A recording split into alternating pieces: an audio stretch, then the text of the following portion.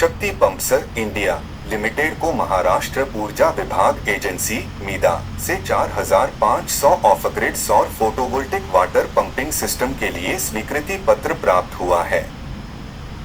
प्राणिक logistics limited ने उपभोक्ता सतत खंड में एक प्रमुख खुदरा ग्राहक के लिए वेयरहाउसिंग संचालन शुरू किया है। RailTel corporation of India limited को दक्षिण पूर्वी कोलफील्ड्स लिमिटेड से दूरसंचार सेवाओं के लिए कार्य आदेश प्राप्त हुआ है। नॉर्दर्न आर्क कैपिटल लिमिटेड को आरबीआई से स्वीकृति मिली है ताकि वह फैक्टोरिंग व्यवसाय शुरू कर सके और संचालित कर सके। जाइडस लाइफ साइंसेज लिमिटेड को अंकलेश्वर स्थित एपीआई निर्माण सुविधा के लिए स्थापना निरीक्षण रिपोर्ट ईआईआर प्राप्त हुई है। अनुपम रसायन इंडिया लिमिटेड ने जापानी बहुराष्ट्रीय समूह के साथ एक मास्टर खरीद समझौता किया है, जिससे जापान में इसकी रणनीतिक उपस्थिति मजबूत होगी। स्लोन इन्फोसिस्टम्स लिमिटेड को एक 000 HP 250 G9 लैपटॉप की आपूर्ति के लिए आदेश प्राप्त हुआ है। OBSC परफेक्शन लिमिटेड को एक प्रमुख अमेरिकी ऑटो कंपोनेंट्स निर्माता से 29 रुपये 30 पैसे करोड़ का निर्यात नामांकन पत्र प्राप्त हुआ है।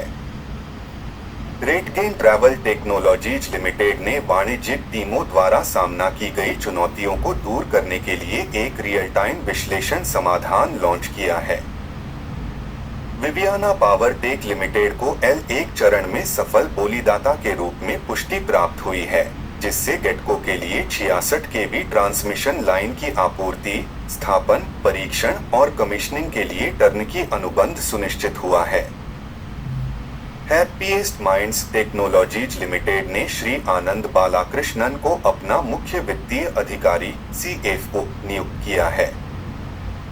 Sea Lord Containers Limited, Aegis Logistics Limited की पूर्ण स्वामित्व वाली सहायक कंपनी ने मंगलुरु में क्रायोजेनिक तरलीकृत पेट्रोलियम गैस LPG टर्मिनल चालू किया है।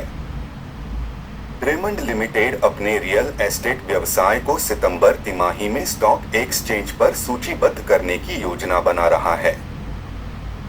भारतीय बॉन्ड बाजार में उछाल आरबीआई के अप्रत्याशित नीतिगत फैसलों के बाद गति खो रहा है। भारत का आरबीआई अपनी रणनीति बदलते हुए ऑफशोर मुद्रा उपकरण को समाप्त कर रहा है। आरबीआई की नकदी प्रबंधन रणनीति भारत के अल्पकालिक बॉन्ड की मांग को बढ़ा रही है।